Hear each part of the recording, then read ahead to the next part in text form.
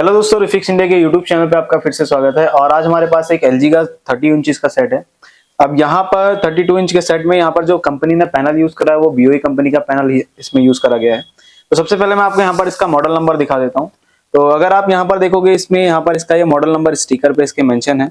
और यहाँ पर अगर आप देखोगे तो इसके पीसीबी पे भी इसका मॉडल नंबर मेंशन हो रखा है। तो इसमें जो पैनल कंपनी ने यूज करा है वो BOE कंपनी का पैनल यूज कर रखा है।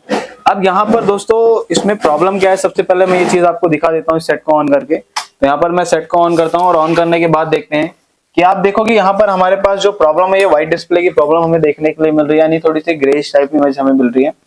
तो ये जो प्रॉब्लम है ये हमें किस सेक्शन से देखने को मिलती है, किस वोल्टेज की वजह से मिलती है, तो आज की वीडियो में हम बात करेंगे। तो वीडियो को लास्ट तक जरूर देखें जिससे आपको पता चले कि हम इस पैनल को कैसे रिपेयर कर सकते हैं।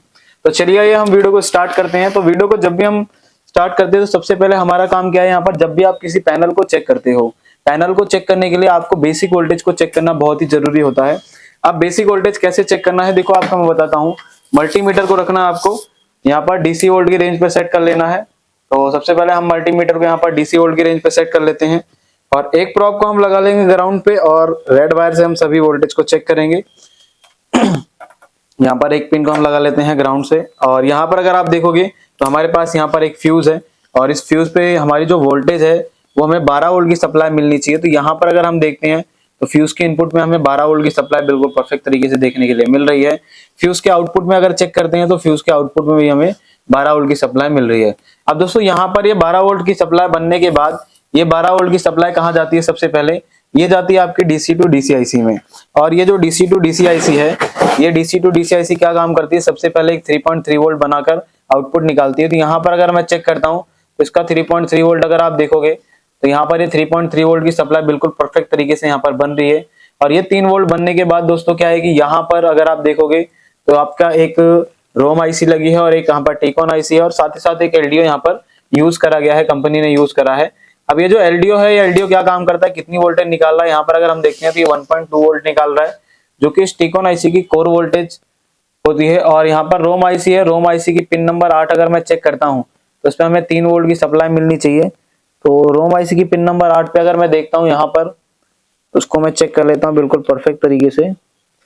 तो यहाँ पर अगर आप देखोगे तो रोम IC की पिन नंबर 8 पे भी मुझे 3 वोल्ट की सप्लाई मिल रही है। यानी कि अगर हमारे पास ये सभी वोल्टेज इसमें मिल रही है और अगर ये वोल्टेज मिलती है तो इसको हम बोलते हैं प्राइमरी वोल्टेज। और प्राइमरी वोल्टेज के बाद दोस्तों हमें जो चेक करना होता है वो सेकेंडरी वोल्टेज को चेक करना होता है। अब सेकेंडरी वोल्टेज क्या क्या होती है, जैसे मैं आपको समझाता हूँ। यहाँ पर ये जो आपकी टेकॉन IC लगी हुई है, ये टेकॉन IC क्या काम करती है, ये 3 वोल्ट का वोल्टेज तो इनपुट लेती है लेकिन उसके बाद ये इनेबल वोल्टेज भी आउटपुट करती है। और ये जो इनेबल होता है, ये इनेबल क्या काम करता है, इस DC टू DC IC को जाता है। और यहाँ पर कंपनी ने जो DC to DC IC use कर रखी है उसका जो नंबर है, अगर मैं आपको यहाँ पर नंबर दिखाऊं तो इसका नंबर है यहाँ पर 6861 AAQ। यानी ये जो IC एक 5561 की एक आपकी इक्विवेलेंट IC है। अब यहाँ पर क्या है कि ये जो IC होती है, ये IC क्या काम करेगी, सबसे पहले मैं आपको एक चीज समझाता हूँ। ये IC एक इनेबल वोल्टेज लेगी, इनेबल वोल्टेज लेने के बाद यहाँ पर एक बूस्ट सर्किट लगा हुआ है। इस बूस्ट सर्किट पे 12 वोल्ट से AVDD वोल्टेज बनाती है। अब यहाँ पर अगर मैं चेक करता हूँ तो यहाँ पर मुझे जो वोल्टेज मिलेगी 12 वोल्ट की सप्लाई मिल रही है, लेकिन ये हमारी पल्स के साथ होती है। और आउटपुट अगर मैं चेक करता हूँ तो आप यहाँ पर देखोगे आउटपुट जो वोल्टेज मुझे मिल रही है वो यहाँ पर देख लेते हैं। तो मुझे यहाँ पर 16 वोल्ट की सप्लाई बिल्कुल परफेक्ट तरीके से मिल रही है। अब दोस्तों यहाँ पर अगर ये वोल्टेज मिल रही है, 16 वोल्ट की सप्लाई मिल रही है, तो इसमें और भी वोल्टेजेस बनती हैं। जैसे यहाँ पर अगर आप देखोगे तो यहाँ पर आपका एक टेस्टिंग पॉइंट है। तो इस टेस्टिंग पॉइंट पर मैं देखता हूँ तो यहाँ पर अगर आगे आते हैं तो यहाँ पर हम देखते हैं AVDD का टेस्टिंग पॉइंट कहाँ। तो यहाँ पर अगर आप देखोगे तो AVDD मेंशन है। AVDD पे अगर मैं चेक करता हूँ तो आप देखो यहाँ पर मुझे 16 वोल्ट की सप्लाई बिल्कुल परफेक्ट तरीके से प्रेजेंट मिल रही है। अब यहाँ पर अगर हमें 16 वोल्ट की सप्लाई भी मिल रही है, यानी कि यहाँ पर कहने का मतलब AVDD ओके है, 3.3 ओके है, तो यहाँ पर हमें एक VGH वोल्टेज मिलनी चाहिए। तो आप देखोगे यहाँ पर ये हमारी VGH वोल्टेज बन रही है। और ये VGH वोल्टेज किसके द्वारा बनती है, अगर हम यहाँ पर बात करते हैं तो यहाँ पर 2 डायोड लगे हुए हैं, इनके द्वारा हमारी VGH वोल्टेज बनती है। आगे अगर हम बात करते हैं दोस्तों तो यहाँ पर हमारी एक वोल्टेज है जिसको हम बोलते हैं VOFF। VOFF का मतलब होता है VGL। तो VGL अगर आप देखोगे तो इसमें हमारी ये वोल्टेज भी बिल्कुल परफेक्ट तरीके से ओके है, इसमें कोई प्रॉब्लम नहीं है।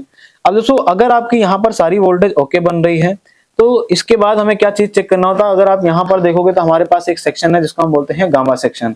दोस्तों ऐसा होता है कि गामा सेक्शन जब भी काम करता है और जब भी आपके पैनल में वाइट डिस्प्ले की प्रॉब्लम आती है या ओवर ब्राइटनेस की प्रॉब्लम आती है, तो आपके गामा सेक्शन से रिलेटेड प्रॉब्लम हो सकती है।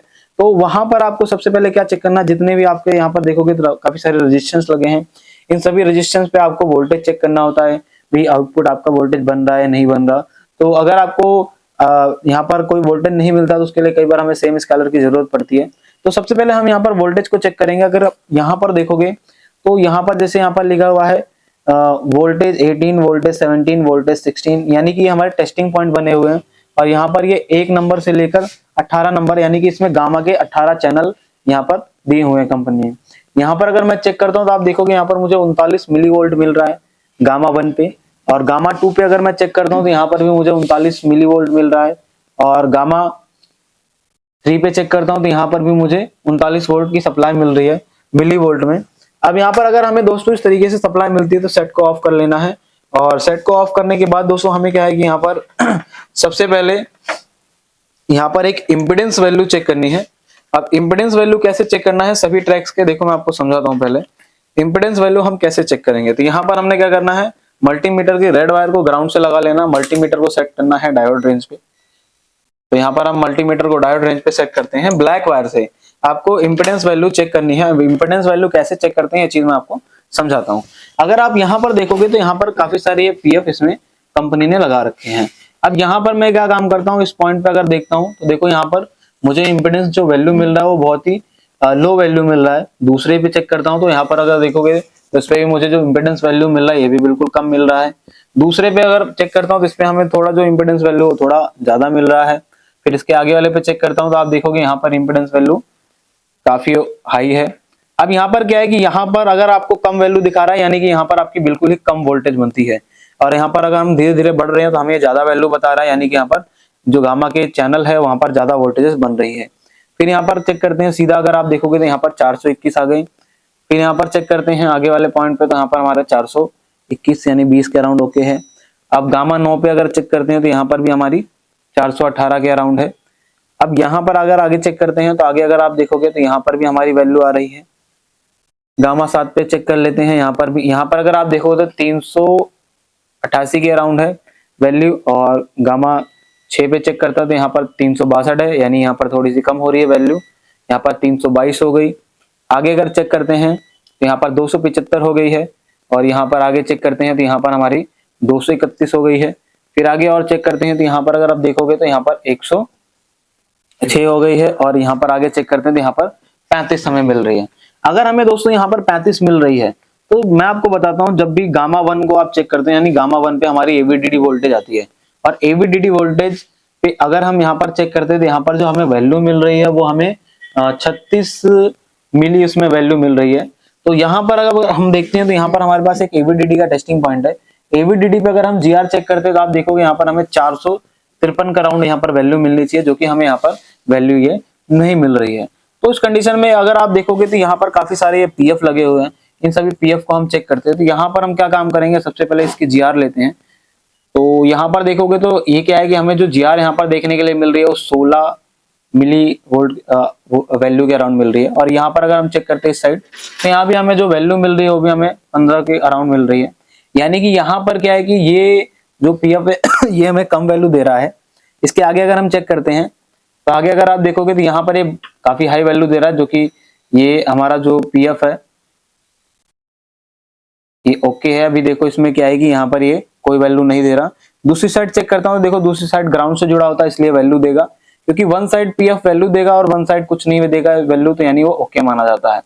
अब यहाँ पर देखो दूसरी साइड चेक करता हूँ इस पीएफ को, तो दूसरी साइड से ग्राउंड रहता है। तो कहने का मतलब दोस्तों अभी हमारे पास जो कंडीशन है इस पीएफ पे हमें जो वैल्यू मिल रही है वो बहुत ही कम मिल रही है। दोनों साइड पे अगर आप देखोगे तो यहाँ पर भी हमारी 18 वैल्यू मिल रही है, और इस साइड लगा रहा हूँ तो यहाँ पर भी मुझे 18 वैल्यू मिल रही है। यानी कि ये वाला जो पीएफ है ये हमारा शॉर्ट है, तो इसको हम सबसे पहले रिमूव करेंगे। रिमूव करने के बाद भी अगर ऐसी कंडीशन बनती है तो हम इस डीसी टू डीसी आईसी को रिमूव करेंगे, क्योंकि ये जो आपकी डीसी टू डीसी आईसी है यहीं से आपके एवीडीडी वोल्टेज गामा के लिए जा रहे हैं। अब सबसे पहले हम इसको रिमूव करेंगे, और रिमूव करने के बाद देखेंगे इसकी क्या कंडीशन रहने वाली है। तो यहाँ पर इसको हम रिमूव कर लेते हैं। तो देखो दोस्तों, जब भी आपको रिपेयरिंग करनी होती है तो रिपेयरिंग करने का एक मेथड होता है। उस मेथड से अगर आप रिपेयरिंग करते हो किसी भी चीज को तो रिपेयर बहुत आसानी से हो जाता है। और रिपेयर करने के बहुत अलग अलग तरीके होते हैं, अलग अलग पैनल में अलग अलग मेथड को अप्लाई करना पड़ता है। तो यहाँ पर सबसे पहले हम क्या काम करते हैं, इस पीएफ को रिमूव कर लेते हैं। और पीएफ को हम बेसिकली एक वन साइड से रिमूव करेंगे ताकि हमें एग्जैक्टली प्रॉब्लम पता चल सके। एकदम से आपको पीएफ पूरा निकालना नहीं है, उसको हम वन साइड से रिमूव करेंगे ताकि हमें प्रॉब्लम का पता चल सके कि पीएफ हमारा यही शॉर्ट है या नहीं। तो हमने यहाँ पर वन साइड से पीएफ को डिस्कनेक्ट कर दिया है। और डिस्कनेक्ट करने के बाद दोस्तों यहाँ पर क्या काम करेंगे, सबसे पहले इस पीएफ के पॉइंट में हम जीआर वैल्यू वापस से चेक करेंगे। अगर हमें इस पीएफ के पॉइंट पे जीआर रीडिंग सेम मिलती है तो हम क्या काम करेंगे, डीसी टू डीसीआईसी को चेंज करके या फिर यहाँ पर हम इसको रिसोल्ड और क्लीन करके चेक करेंगे। तभी अगर आप देखोगे तो यहाँ पर इसके पॉइंट पे मैंने जैसे पीएफ को डिस्कनेक्ट करा, यहाँ पर जो जीआर रीडिंग आ रही है वो यहाँ पर 668 के अराउंड है, यानी रीडिंग बढ़ गई है। लेकिन वही चीज अगर मैं पीएफ पे चेक करता हूँ तो आप देखोगे पीएफ पे आप मेरे को देखो रीडिंग कितनी मिल रही है, 0 मिल रही है। यानी एक साइड से हमारा पीएफ शॉर्ट है, दूसरी साइड से अगर आप देखोगे तो बेसिकली पीएफ हमारा निकल गया है। तो इसको क्या है कि हम बाहर निकाल के ही चेक कर लेते हैं। यहाँ पर ये पीएफ निकल रखा है। अब यहाँ पर ये जो पीएफ है इस पे हम अगर रीडिंग चेक करेंगे तो मल्टीमीटर को लगाएंगे हम यहाँ पर डीप रेंज पे और यहाँ पर इसको हम चेक करेंगे। तो अगर आप देखोगे यहाँ पर जो वैल्यू मिली यानी हमारा जो पीएफ है फुल शॉर्ट है। और अगर हमारा पीएफ फुल शॉर्ट है तो दोस्तों यहाँ पर ये प्रॉब्लम करेगा। तो उसकी जगह आपको क्या करना है, यहाँ पर आपको एक दूसरा सेम पीएफ आपको रिप्लेस कर देना। सेम मान के चलो कि आपको साइज आपका सेम होना चाहिए। ऐसा जरूरी नहीं है कि आपके पास सेम सेक्शन से आपको पीएफ को रिप्लेस करना है। सेम सेक्शन से रिप्लेस होगा तो ज्यादा बेटर है, लेकिन साइज देख के भी आप कर सकते हो, उसमें कोई परेशानी नहीं है। तो यहाँ पर सबसे पहले हम इस पीएफ को निकाल के इससे रिप्लेस करते हैं। और रिप्लेस करने के बाद देखेंगे कि हमारा जो पैनल इसकी क्या कंडीशन रहने वाली है। अगर कंडीशन सेम रहती है तो उसके बाद फिर हम कुछ आगे चेक करेंगे। तो यहाँ पर इसको हम लगा लेते हैं सही से, इसको हम लगा लेते हैं।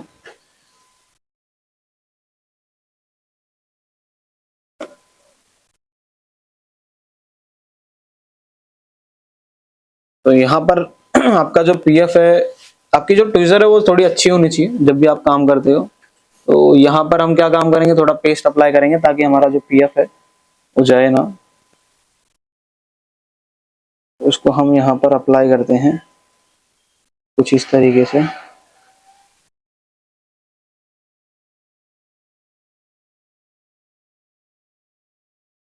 तो अगर आप देखोगे तो यहाँ पर हमने जो पीएफ है बिल्कुल परफेक्ट तरीके से लगा दिया है।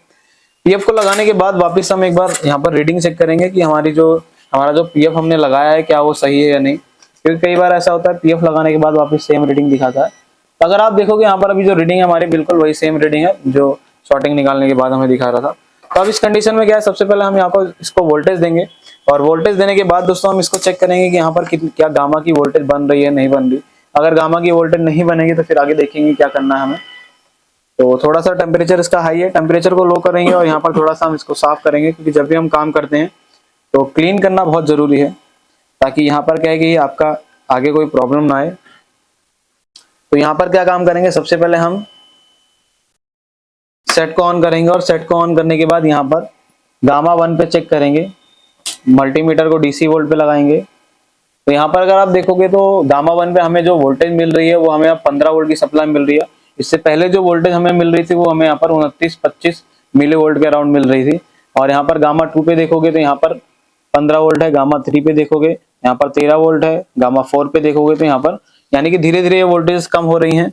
लास्ट में अगर देखता हूँ तो आप देखोगे यहाँ पर 256 मिली वोल्ट है। तो एक बार अगर हमारा ये गामा सेक्शन काम कर रहा है तो एक बार हम यहाँ पर सबसे पहले पैनल की कंडीशन देखेंगे कि पैनल की क्या कंडीशन है। तो अगर आप दोस्तों यहाँ पर देखोगे तो हमारा जो पैनल है बिल्कुल फर्स्ट क्लास से ओके चल रहा है। एक बार मैं इसको बंद करके ऑन करके दिखाता हूँ आपको। यहाँ पर जैसे मैंने बंद करके इसको ऑन करा और ऑन करने के बाद यहाँ पर देखोगे तो पैनल में हमारा जो पैनल है बिल्कुल फर्स्ट क्लास से ओके चल रहा है। तो दोस्तों इस तरीके से आप भी किसी भी पैनल को आसान तरीके से रिपेयर कर सकते हो। अगर आपको वीडियो पसंद आई हो तो वीडियो को लाइक करें, शेयर करें और चैनल को सब्सक्राइब जरूर करें।